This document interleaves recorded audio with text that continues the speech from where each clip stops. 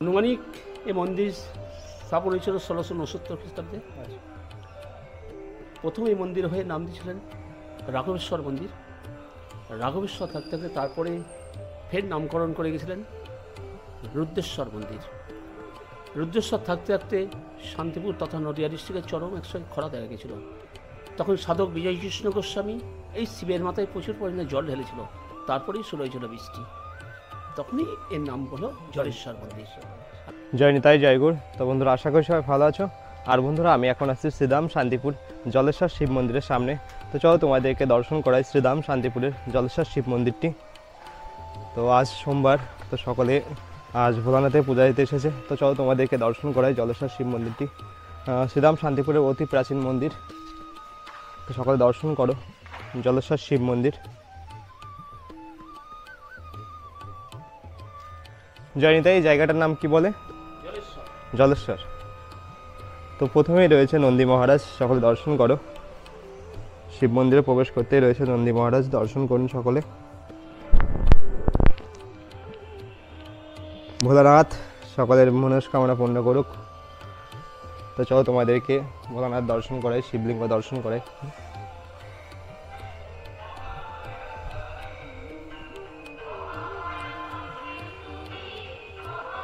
তো আজ সোমবার, সকলে পূজা দিতে এসেছে, দর্শন করো সকলে জলেশ্বর শিব মন্দিরে।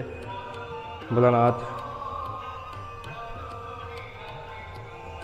আর মন্দিরের ভিতরটা সকলে দর্শন করো।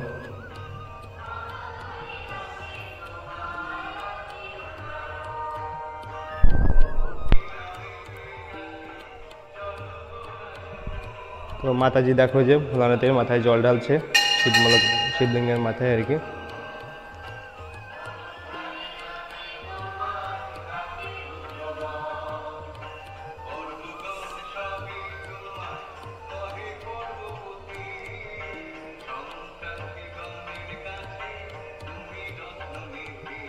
জয়নিতাই, তো সকলে দর্শন করলে শ্রীধাম শান্তিপুর জলেশ্বর শিব মন্দির।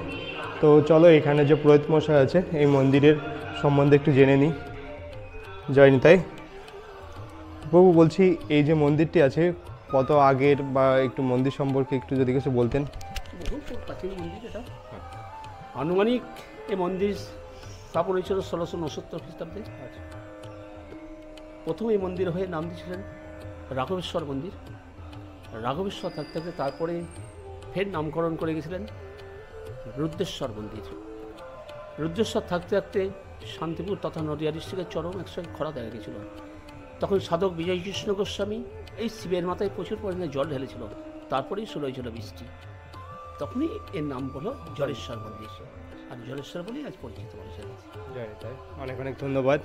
তো সকলে দর্শন করলে, আর এখানকার যে পুরোহিত মশাই আছে তার কাছ থেকে আপনারা শ্রবণ করলেন এই জলেশ্বর মন্দিরের মানে কীভাবে হয়েছিল নামকরণ, সব কিছু তোমাদের মধ্যে তুলে ধরলাম।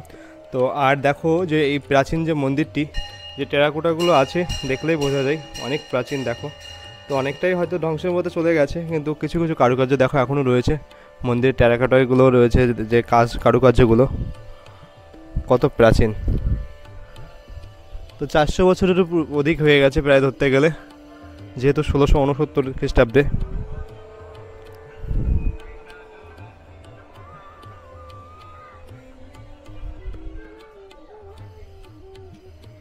জয়নিতাই, তো সকলে দর্শন করলে শ্রীধাম শান্তিপুরের জলেশ্বর মন্দির। তো আশা করি তোমাদের ভালো লাগবে, আর ভালো থাকলে অবশ্যই সবার মাঝে শেয়ার করে দিও, আর লাইক কমেন্ট করতে ভুলো না। জয়নিতাই জয় গৌর।